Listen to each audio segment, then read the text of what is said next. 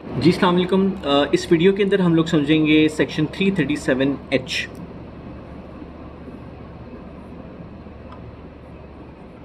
337H हमें कहता है रैश और नेग्लिजेंट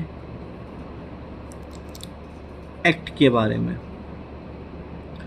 337G के अंदर हमने ये पढ़ा था कि रैश और नेग्लिजेंट ड्राइविंग से अगर हम लोग किसी को हर्ट कॉज करते हैं तो फिर उसकी सज़ा 337G के अंदर आती है।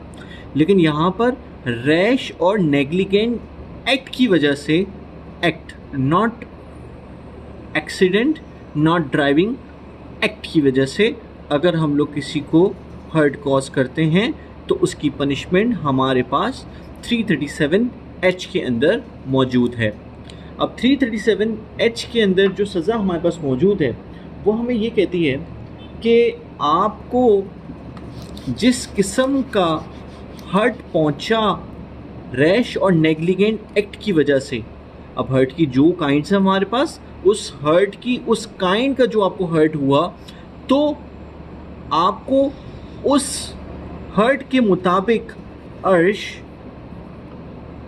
और दमान देना होगा। ठीक है जी, अर्श और दमान देना होगा जो कि मौजूद है उस काइंड ऑफ हर्ट के अंदर, जो हर्ट आपने अपने रैश और नेग्लिजेंट एक्ट की वजह से सामने वाले को पहुंचाया। और इसके साथ साथ इम्प्रिजनमेंट भी ट्रायल कोर्ट जो है वो अवॉर्ड कर सकती है अप टू 3 years। ठीक है जी। अब अगर हम लोग ये समझते हैं कि इसका ये पहला पार्ट है, ओके जी, 337H का ये पहला पार्ट है, 337 का दूसरा पार्ट भी है।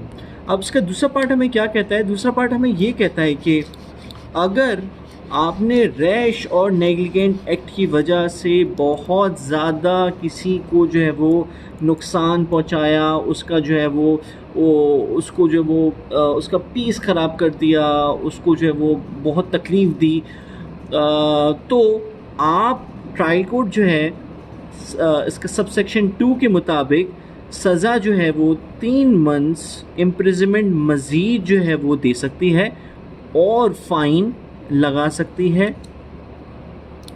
ज़्यादा बुरी तरीके से जो है वो रैश और नेग्लिजेंट एक्ट करना या फिर और बोथ। ठीक है जी।